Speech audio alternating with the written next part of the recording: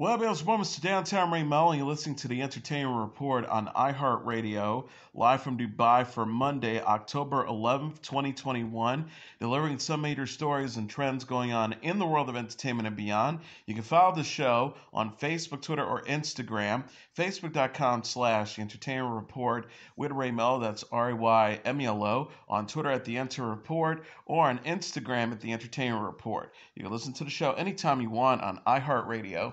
Just go to iHeart.com or your iHeart phone app, search for the Entertainment Report, and it'll take you to the page. I hope everyone had a fantastic weekend. Actor Timothy Chalamet offered a glimpse of how he will look in the upcoming fantasy movie Wonka. Chalamet captioned Sunday photo of him wearing a top hat and velvet coat, saying, "The suspense is terrible. I hope it will last." He also shared a photo of his walking stick, which had a tiny rap gif at the top. The post got nearly 2 million likes the first hour it was online. The film is a prequel to Charlie and the Chocolate Factory. Gene Wilder and Johnny Depp played the enigmatic candy titan Willy Wonka in 1971 and 2005's film adaptation of Roald Dahl's classic children's book. Paddington writer and director Paul King is directing Chalamet as the character of Wonka from a screenplay King wrote with Simon Farnaby, who also plays a role in the film. Set to open on March 17th, 2023, the movie will co-star Rowan Atkinson, Matthew Baynard, Jim Carter, Olivia Colman, Tom Davis, Rich Fulcher, Sally Hawkins, Kobna Holbrook-Smith, Patterson Joseph, Keegan-Michael Key, Calla Lane, Matt Lucas, Colin O'Brien, Natasha Rothwell, Rakhi Thahrar, and Ellie White. Reality TV personality Kim Kardashian mocked herself and her famous family during her opening monologue of this weekend's edition of Saturday Night Live. The guest Men for Laughs, her infamous sex tape, her late father Robert Kardashian's legal defense of accused murderer O.J. Simpson, and the political ambitions of her estranged husband, rapper Kanye West, and her former stepfather, Caitlyn Jenner. Kardashian joked that she was surprised to be asked to appear on SNL because she hadn't had a movie premiere in a really long time. She said, "I only have that one movie that came out, and no one told me it was even premiering. It must have slipped in my mom's mind," referencing to Kris Jenner, her mother, and manager. Kardashian insists there is more to her than her good looks, explaining she has been following in her lawyer father's footsteps by working hard to have wrongfully accused people released from prison. Kardashian says, "It's because of him that I met my first black person. Want to take a stab in the dark at who it was. I know it's sort of weird to remember the first black person you met, but OJ does leave a mark, or several, or none at all. I still don't know." Simpson was found not guilty in the criminal trial of the century in 1994 stabbing death of his ex-wife Nicole Brown Simpson and her friend Ronald Goldman. However, he said he was, however, found responsible for the slayings in a civil trial. Kardashian also delivered barbs about Kanye West and Caitlyn Jenner's respective campaigns for U.S. president and California governor. She teased, "Now, I know we're divided as a country, but I love America to come together, which is why I'm here to announce that I'm running for." I'm just kidding, guys. I'm not running for president. We can't have three failed politicians in one family. Later in the evening, Kardashian appeared in comedy sketches, setting up dating competitions and courtroom reality shows. Chris Rock, John Cena, Chase Crawford, Amy Schumer, Jesse Williams, Kris Jenner, and Khloe Kardashian guest starred. Season 13 of the sci-fi series Doctor Who is set to kick off on the BBC and BBC America on October 31st. This will be the third and final season featuring Jodie Whittaker as the titular time traveler. The actress, who has been playing the role since 2018, announced in July that she would end her run as the character following 3 post-season 13 Doctor Who specials, which will air late next year. A new star has not been announced. Russell T Davies, the writer and producer who helped revive Doctor Who in 2005, will return and replace Chris Chibnall as showrunner for season 14. The original version of the show premiered in 1963 and aired for 26 seasons. Starz released the first official trailer for Season 6 of its historical romantic drama Outlander on Saturday. The minute-long preview was unveiled at New York's Comic-Con and now available online. The synopsis for the trailer reads, "The last time we saw Claire and Jamie, Claire had just escaped a violent encounter with Lionel Brown and returned to Fraser's Ridge. The threat of the Revolutionary War loomed over the ridge, and Claire and Jamie must choose what is best for their family. Cast members Katerina Balfe, Sophie Skelton, Lori Lyle, Caesar Domboy, and John Bell participated virtually from Europe in the New York Comic Con panel discussion about the show. Actor Sam Heughan, executive producer Marl Davis, and Outlander author Diana Gabaldon appeared in person at the event. The show will return with fresh episodes in early 2022. It's based on Gabaldon's fantasy novels and set in 18th century. Ninth book is due out in November. Season 5 aired in 2020, and Season 7 is already in the works. The story follows Claire, a British World War II nurse, and later a surgeon who is magically transported to the 1700s, Scotland, where she falls in love with Jamie, a Scottish Highlands warrior. Season 2 of Hulu's adult animated comedy Crossing Swords is set to debut on December 10th. The streaming service announced the date Friday.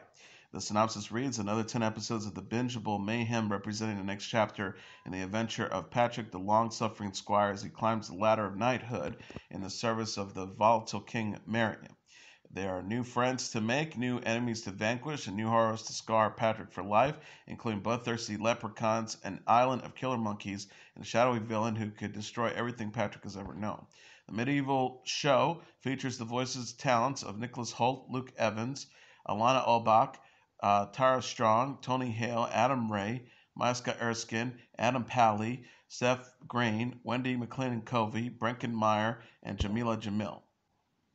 Kurtwood Smith and Dara Jo Rupp have signed on to star in That's 90s Show, a spinoff of their popular sitcom That 70s Show.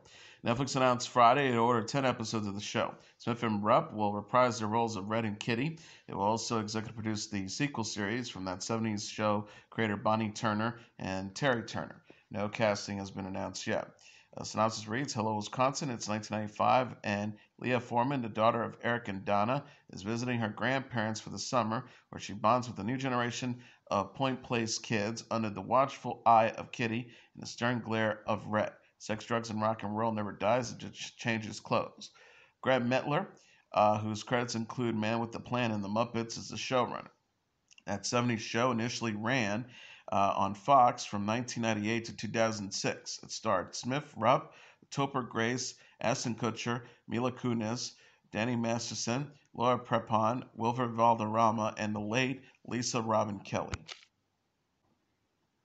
Amazon Prime announced the premiere date for the 6th season of The Expansive at New York's Comic-Con on Friday. The Expansive returns with new episodes December 10th. A teaser trailer shows footage of space battles as Christine Avasarala, played by Shirazi Askadashlo, says, we're broken, trying desperately to keep ourselves going by pretending we're not. We must remain the lives we lost, the pain we suffer, because with every new attack, Inrose's power grows. The 6th season will be the last for The Expansive. Amazon picked up the show from Sci-Fi to produce and stream season 4, 5, and 6. Based on the James S.A. Corey novel, The Expansive is set in a future in which Mars and the asteroid belt have been colonialized. The governments of the 3 colonies are at war. Amazon will premiere each of the 6 final episodes of The Expansive on Friday. The series finale will premiere January 14th. Agadashlo, Stephen Strait, Dominique Tipper, Wes Chatham, Kara Gee, Frankie Adams, Keon Alexander, Naomi Nicole, and Jazzy Chase Owens return for the final season. AMC announced the premiere date for the second run of The Walking Dead Season 11 on Friday. 8 new episodes will premiere February 22nd, 2022 at 9 p.m. Eastern Standard Time. Teaser shows Daryl, played by Norma Reedus, questioning whether their choices even matter anymore. Commonwealth Governor Pamela Milton, played by Layla Robbins, makes her appearance. Season 11 will be the final season of The Walking Dead. A third set of 8 episodes air later in 2022. AMC teased the storyline for the Season 11 episodes, which picks up with the Reaper attack. Other survivors battles Mother Nature in Alexandria. Life in the Commonwealth is split into extremes. Some survivors are optimistic with restored hope, while others are driven over the edge. Based on the Robert Kirkman comic books, The Walking Dead premiered on AMC in 2010. It has held the title of #1 series on basic cable for 12 straight years. Spin-offs Fear the Walking Dead and Walking Dead World Beyond are still airing.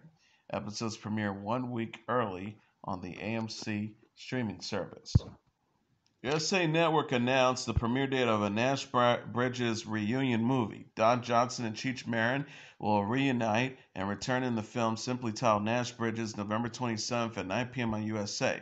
Johnson and Marin played San Francisco policemen in the CBS drama Nash Bridges, which ran for 6 seasons from 1996 to 2001. Jeff Perry also returns. Joel Dinkle, Daria Gilpatrick, Angela Coe, Paul James, Alexia Garcia, and Bonnie Somerville joined the cast of the movie. Carlton Cust created Nash Bridges. Cust went on to executive produce Lost, Bates Motel, Jack Ryan, and many more shows. Bill Chias wrote the movie, and Greg Beeman directed. They executive produced with Cust and Johnson. Jodie Lynn O'Keefe, who plays Nash's daughter Cassidy, is not listed in the movie credits. James Gammon, who played Nash's father, died in 2010. Jamie Gomez's character, Evan Cortez, was killed in the final season.